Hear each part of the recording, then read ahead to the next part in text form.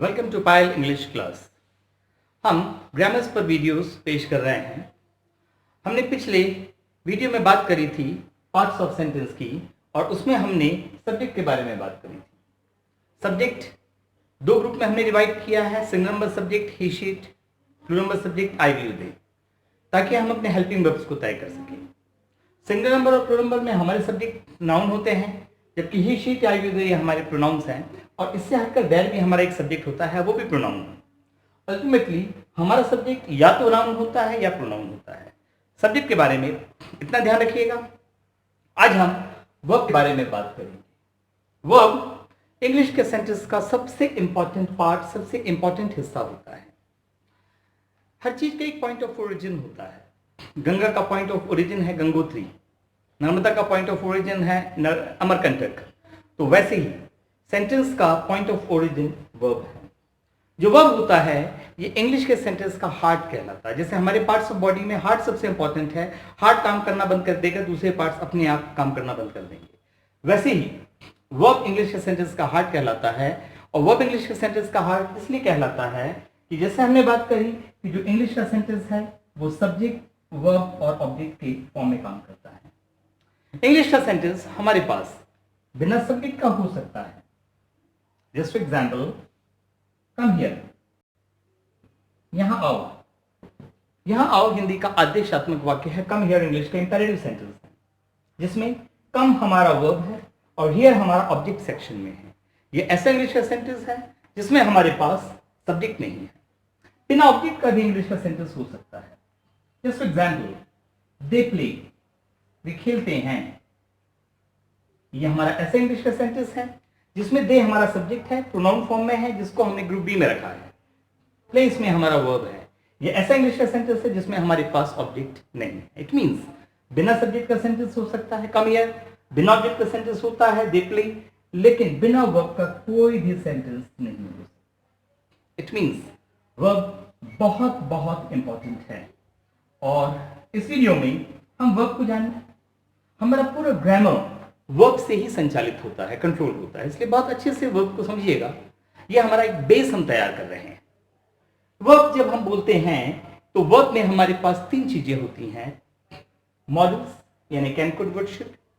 ध्यान रखिएगा, जब हम मॉडल्स सुनते हैं तो हमारे दिमाग में कैन, कुड, वुड, शुड आते हैं, या जब हम कैन, कुड, वुड, शुड सुनते हैं तो हमारे दिमाग में मॉडल्स आते हैं।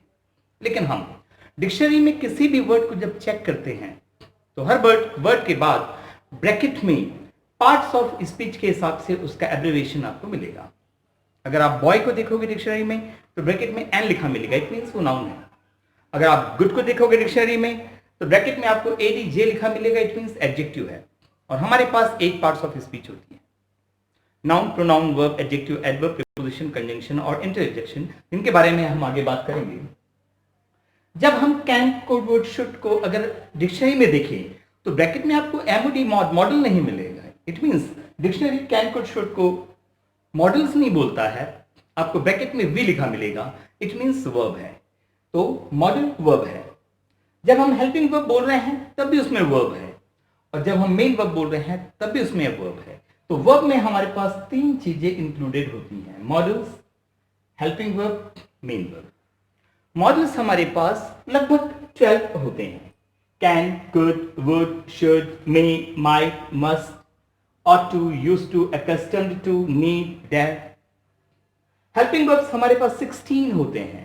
is, am, are, was, were, will, shall, be, been, being, has, have, had, do, does, did। और मेन वर्ब के हम 4 फॉर्म्स यूज करते हैं। पहला V1, या इसको हम बोलते हैं प्रेजेंट टेंस फॉर्म, सी। दूसरा होता है V2, क्रिया का दूसरा रूप, जिसको हम बोलते हैं पास्ट टेंस फॉर्म, सॉ। एक बहुत इंपॉर्टेंट बात जो इंग्लिश में आपको ध्यान रखनी होगी, जो आपको ग्रामर में ध्यान रखनी होगी, कि हम एक वर्ड को एक काम के लिए नहीं रोक सकते। एक वर्ड के एक से ज्यादा यूज होते हैं। जस्ट फॉर एग्जाम्पल, सॉ, यहां पर जो हम बात कर रहे हैं ये मेन वर्ब सी का सेकेंड फॉर्म सॉ है, जो देखने से संबंधित है। तो SAW सॉ का एक अर्थ आरी भी होता है। तो मान लीजिए अगर हमारा इंग्लिश का सेंटेंस है आई सॉ अ सॉ, एक ही सेंटेंस में दो सॉ, मैंने आरी देखी, ये सॉ देखने के लिए है और ये सॉ आरी के लिए है। तो हम एक वर्ड को एक काम के लिए नहीं रोक सकते, एक वर्ड के एक से ज्यादा यूज होते हैं। वेल मतलब कुआं भी होता है, तो वेल मतलब अच्छा भी होता है। NAIL नेल मतलब नाखून भी होता है, तो नेल मतलब खिला भी होता है। अगर हम एक वर्ड को एक काम के लिए रोकेंगे तो मीनिंग चेंज हो जाएगा। किसी ने वेल का मतलब ध्यान में रखा कुआं, कोई व्यक्ति उसके सामने बोल रहा है आई एम वेल, तो अर्थ निकाल लेगा ये बोल रहा है मैं कुआं हूं, तो ये नहीं बोल रहा कि मैं कुआं हूं, मैं अच्छा हूं। इट मीन्स एक वर्ड के एक से ज्यादा यूज होते हैं। V3 वर्ब का थर्ड फॉर्म, जिसको हम बोलते हैं पास्ट पार्टिसिपल, सीन, और V1ING फॉर्म सीन। तो हर वर्ब 4 फॉर्म में काम करता है, present tense write, past tense wrote, past participle written, और WRIT राइटिंग V1ING। तो वर्ब में अब हमारे पास 3 चीजें हैं, मॉडल्स हैं 12, हेल्पिंग वर्ब है 16। जैसे हमने समझा कि वर्ब में हमारे पास मॉडल, हेल्पिंग वर्ब और मेन वर्ब होते हैं। ये 5 कॉम्बिनेशंस में किसी भी सेंटेंस के वर्क करते हैं। फर्स्ट कॉम्बिनेशन होता है, हमारे पास ऐसा सेंटेंस होता है जिसमें मॉडल नहीं होता है, हेल्पिंग वर्ब होता है, मेन वर्ब नहीं होता है। For example he is good, ऐसा इंग्लिश का सेंटेंस है जिसमें ही हमारे पास सब्जेक्ट है, इज हमारा केवल हेल्पिंग वर्ब है, गुड हमारा ऑब्जेक्ट सेक्शन में है।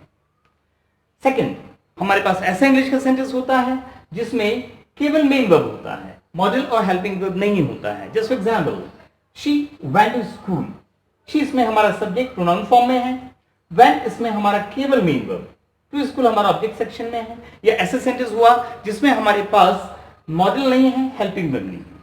थर्ड, हमारे पास इंग्लिश का ऐसा सेंटेंस होता है जिसमें मॉडल नहीं होता है, हेल्पिंग वर्ब होता है, मेन वर्ब होता है, और फिर इसमें भी एक हेल्पिंग वर्ब होता है, एक मेन वर्ब होता है, 2 हेल्पिंग वर्ब होता है, एक मेन वर्ब होता है, 3 हेल्पिंग वर्ब होता है, एक मेन वर्ब होता है। इट मींस किसी भी इंग्लिश के सेंटेंस में मैक्सिमम 3 हेल्पिंग वर्ब्स हो सकते हैं। 4 हेल्पिंग वर्ब्स किसी भी इंग्लिश के सेंटेंस में नहीं मिलेंगे, लेकिन मेन वर्ब हमेशा एक ही रहेगा। Just example I will go to school, इसमें आई हमारा सब्जेक्ट प्रोनाउन फॉर्म में है, विल इसमें हमारा एक हेल्पिंग वर्ब, गो इसमें हमारा एक main verb. We will be going to school, we इसमें हमारा सब्जेक्ट प्रोनाउन फॉर्म में है, will पहला helping verb, be second helping verb, और going हमारा मेन वर्ब अकेला। You will have been going to school, you इसमें हमारा सब्जेक्ट प्रोनाउन फॉर्म में है, will इसमें हमारा फर्स्ट हेल्पिंग वर्ब, have इसमें हमारा सेकंड हेल्पिंग वर्ब, been इसमें हमारा थर्ड हेल्पिंग वर्ब, और going इसमें हमारा main verb.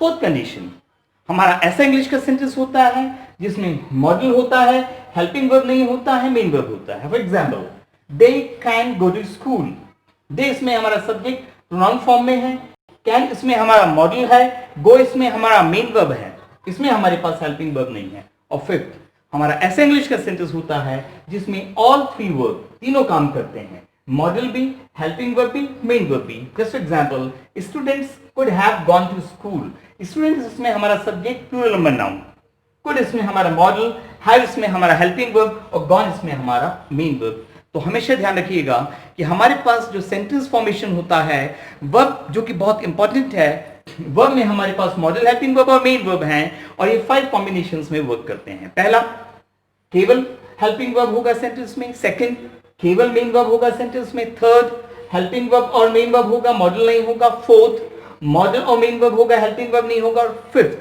There will be all 3, तीनों होंगे। यही 5 कॉम्बिनेशन हमारे सेंटेंस को पूरा करते हैं, और इनको समझना हमारे लिए बहुत बहुत जरूरी है, क्योंकि जब हम ग्रामर में वर्क करते हैं तो हमको टेंस आइडेंटिफिकेशन होना जरूरी है।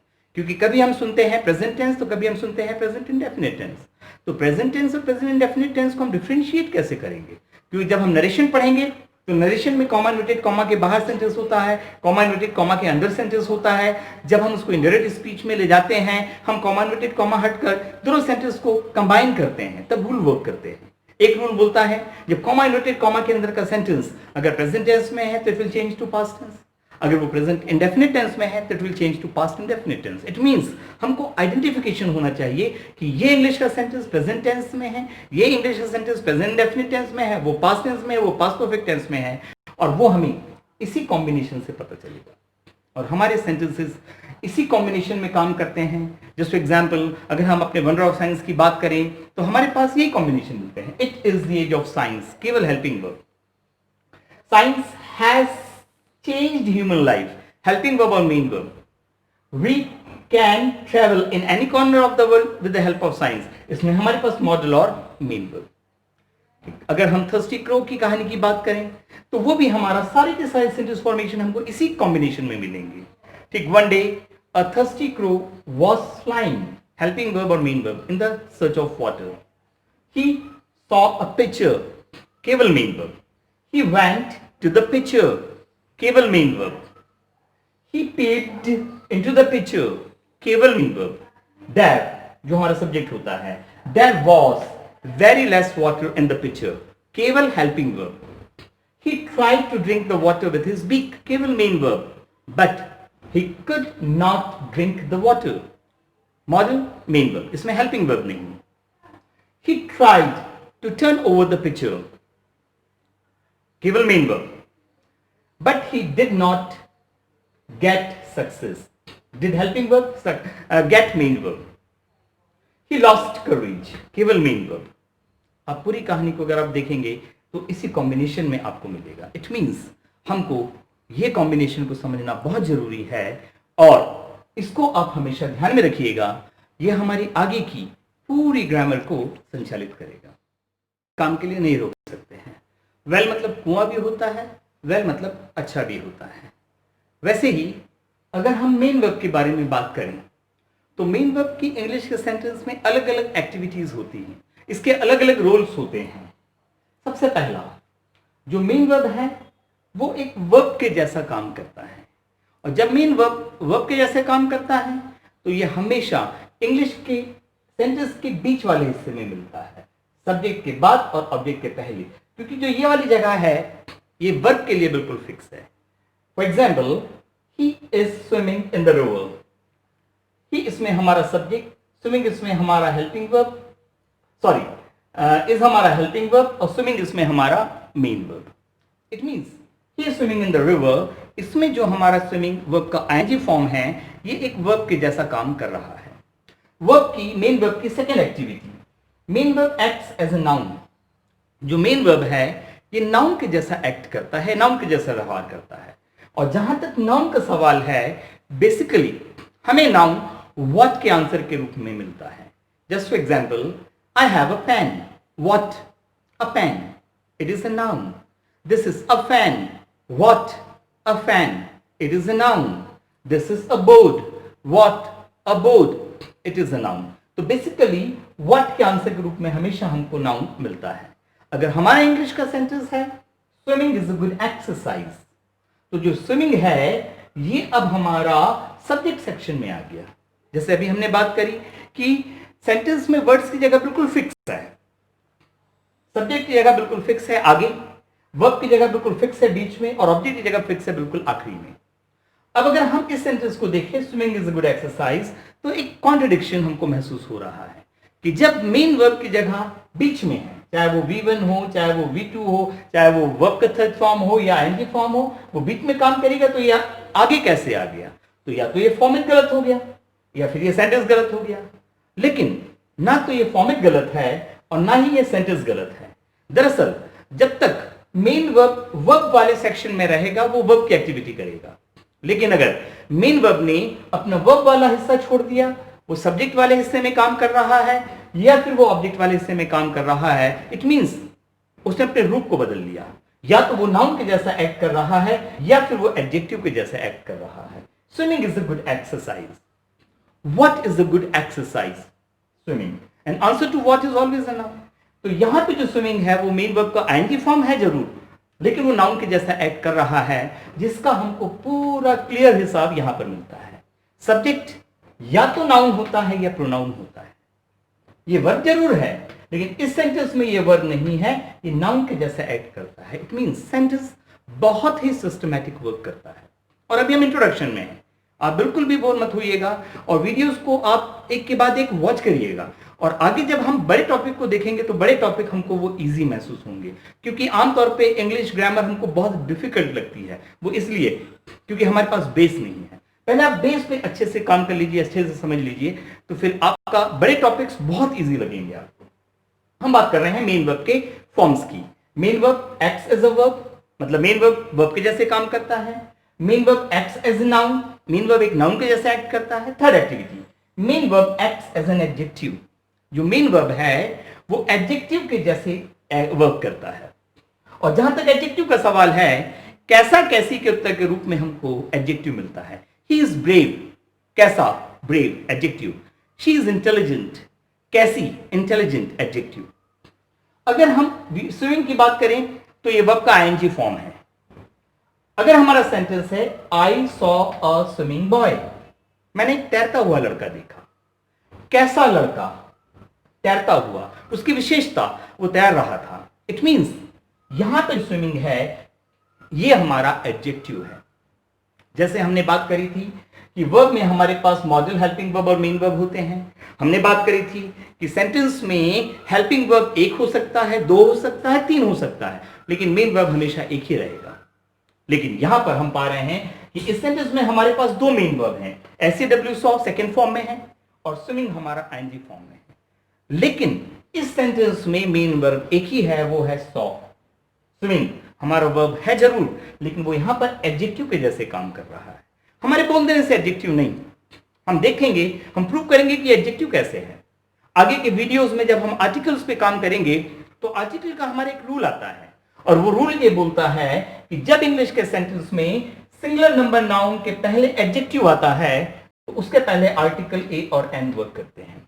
सिंगुलर नंबर नाउन के पहले एडजेक्टिव तो उसके पहले ए और एन वर्क करते हैं। Just for example, Mahatma Gandhi was a great leader. Mahatma Gandhi महान नेता थे। कैसे? महान, विशेषता, कैसा? महान।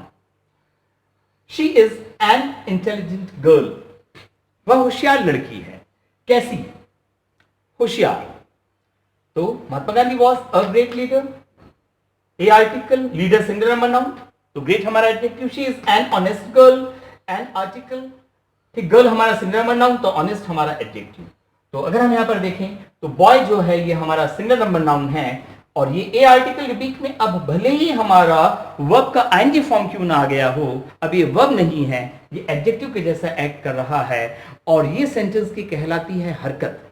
सेंटेंस हरकत करता है, मतलब हमको वर्ब के हरकत को सेंटेंस के अंदर समझना पड़ता है, तब हमारा ग्रामर इजी होता है।